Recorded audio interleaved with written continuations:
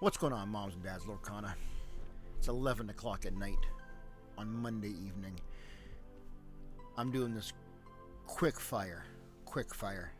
Ethan and I just played 7 games. The series went the full 7.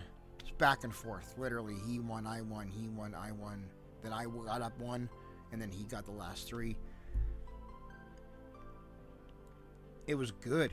They were really, really good games. He's playing this modified Emerald Ruby deck, and I'm playing a brand new version of a Steel Song deck. One of my buddies in my league, Connor, he kind of helped me last weekend theorycraft this deck, and he gave me all of his advice, and I took it, and I put all those cards he thought I should put in, and it runs really smooth. It just hums. I love it. It's the most wins I've ever had with the deck ever in public, at home, full stop. Most wins I've ever had playing the game since its arrival. And I would say losing 4 games to 3 is not bad either.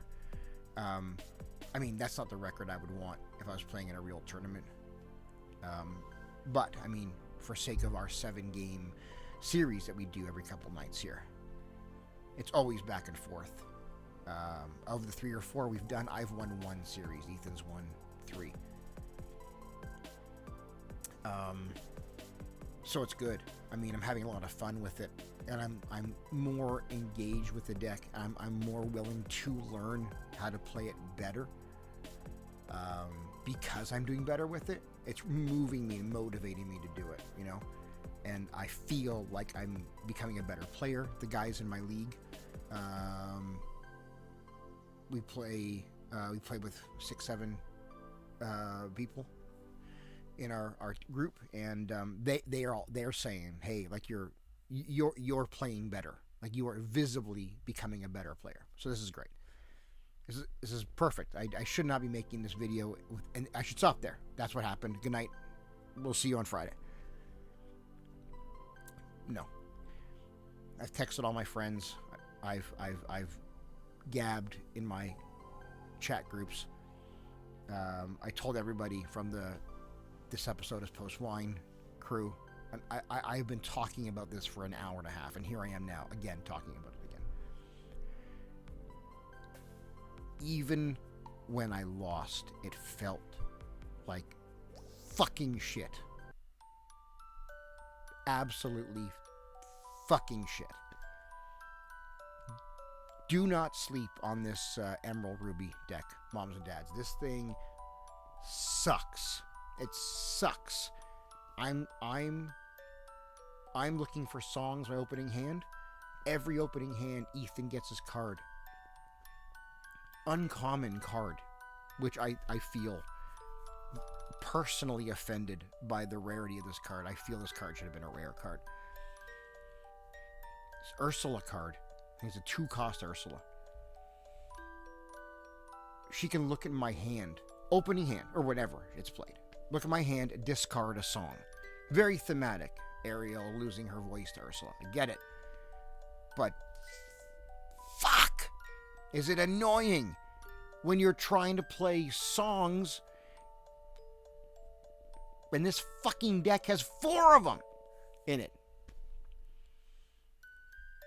And then his deck does things like, I'll put cards down. You know, I got some 1s, 2s, 1s. I have a very small opening hand deck. And he plays this Cloud Kicker, turn 4 or 3, I'm not really sure. And he can choose a card, I think it's with 2 or less, to come back to my hand. So, okay, now I'm getting a card back put in my hand when I didn't want to.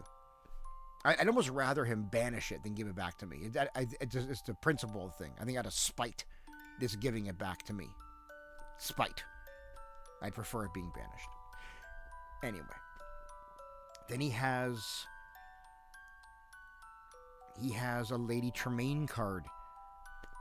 Oh, I'm so tired. I've been talking about this so much, and I can't even remember what she does.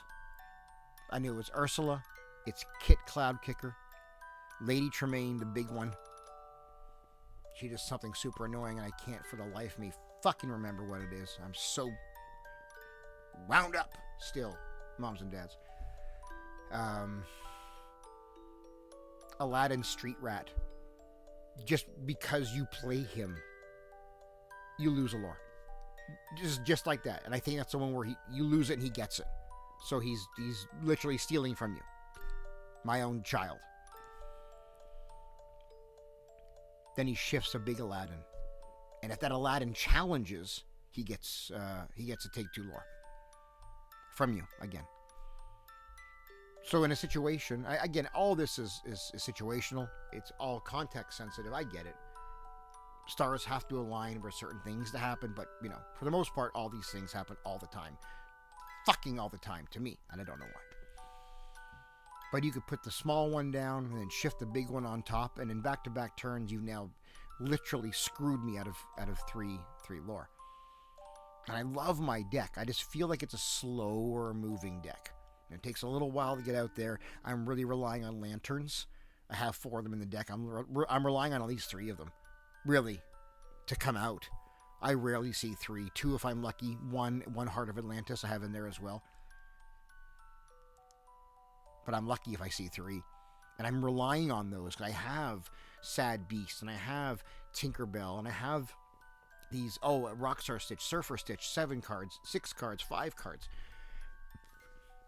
I have expensive cards, I gotta get them out earlier. I gotta get them out, a 6 gotta come out at round 4. That's kind of my strategy. This is what I'm going for. And I cannot do this. I cannot do this when the opponent is taking from me lore or discarding from me cards. When they're playing the game for me, they're controlling the way that I'm playing. I'm rethinking my strategy every hand. Don't sleep, moms and dads. Don't sleep on this Emerald Ruby deck. Forget Ruby Amethyst. Fuck that deck. Right in the ear. Or nose. Any hole. You pick. Just fuck it. Fuck that deck. Emerald Ruby is the new pain in my ass. And I think it's going to be a pain in everybody's ass. You know what? And I have no evidence of this. Just saying. We didn't go down to the studio to record. I just said, hey, Ethan, let's put the mats on the dining room table. And literally, just for father and son. Not for content. Just for the bonding and spending time together. A parent to a child. That's all it was about. It wasn't about content. Now it is. Then it wasn't, but now it sure as shit is. But then, no. It was just for bonding, father and son. Man and child. I have no evidence because of how we played. How we chose to not worry about content. I wish I could have shown you those games. But the next round, tomorrow, I shit you not, I'm recording every nanosecond of that game. And I hope the exact same thing happens again. It's happened twice now. This real ebb and flow went full 7 games in the series. Leafs losing to Boston, Game 7 again. That's what it felt like. Leafs down to Boston again and again. Leafs need 1, right? We got to get 1. Eventually, Leafs got to get 1. Anyway, I didn't get the 1 yet. Not yet. I didn't get Game 7. That's the goal for tomorrow. But I have no proof.